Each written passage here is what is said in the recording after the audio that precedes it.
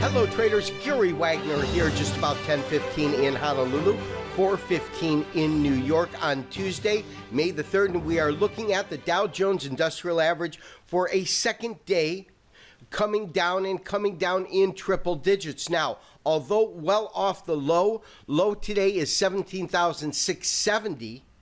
The market did close off, and it looks like it's going to settle about 140 points lower on the day.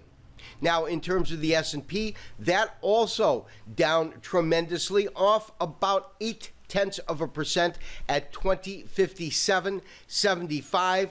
We certainly are seeing some downside action after the market had flirted with at least those highs at 2100. And as we talked about yesterday, I truly believe we have a market that is not so much in consolidation, but trapped within a narrowly defined trading range. And we'll take a look at that as we pull up our first chart.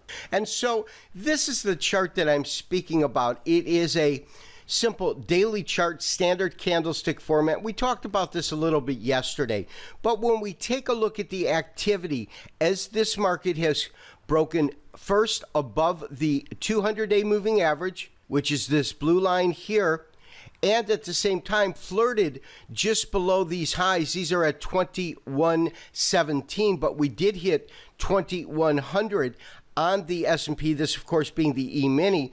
What we have noticed is alternating candle color, and that alternating candle color is indicative of a market that is trading in a sideways or a narrowly defined trading range. And you get that here when you consider we had a dynamic move to the upside yesterday. Of course, today a dynamic move down. Friday, dynamic move. Here you get 2 days. Here you get 2 greens. Here you get 1 red, 1 green, 1 red.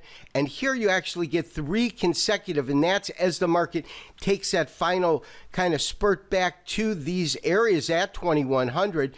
But for the better part of really last month and this month, the most prevalent characteristic in the market is the fact that we've got this alternating candle color. And that is absolutely one of the key deciding factors of sidelining and not taking any trades in the Standard & Poor's right now. Secondly, of course, the trending markets is an ancillary module for the gold forecast. So when we're deeply ingrained, of course, everybody who has trending markets has the gold forecast. So when we're deeply ingrained in a gold and a silver trade, I'm not really rushing to put something on unless it's something that we just cannot afford to miss. And speaking of that, take a look at what we have seen recently in the dollar.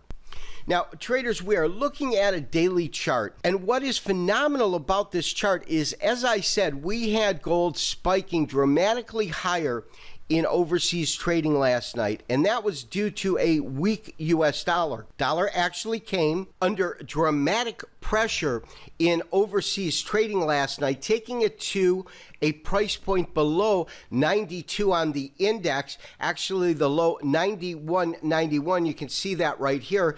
But look at the resilience in the way this market moved back up to close positive on the day, but still below 93 and absolutely below this area of 94. So whether we label this as a short covering, I certainly am not convinced that we have found some absolute support in the market as far as the dollar goes. And so lastly, do want to take a look at crude oil. Crude oil under pretty moderate to moderately strong pressure for the second day in a row. Well below 45 though, 43.67, off about $1.10 per barrel, or about a 2.5% drawdown. Looking at a weekly chart, you can absolutely see that this market has come under pressure. And what I find to be interesting, let's go ahead and kind of set this across, but we really have to go back far in time historically to find any kind of a technical benchmark that tells us that this should be an area of some sort of resistance. But I was looking for some stabilization at around $40 per barrel. I certainly felt I got that one wrong as the market barreled through, pardon the pun, but barreled through $40, and 45 seems to be an area where we could look at for a top. We are genuinely seeing the market under some pressure now and come back off of those particular highs. This has been Gary Wagner, wishing you, as always, good trading. We'll talk to you tomorrow for another Trending Markets. Bye-bye.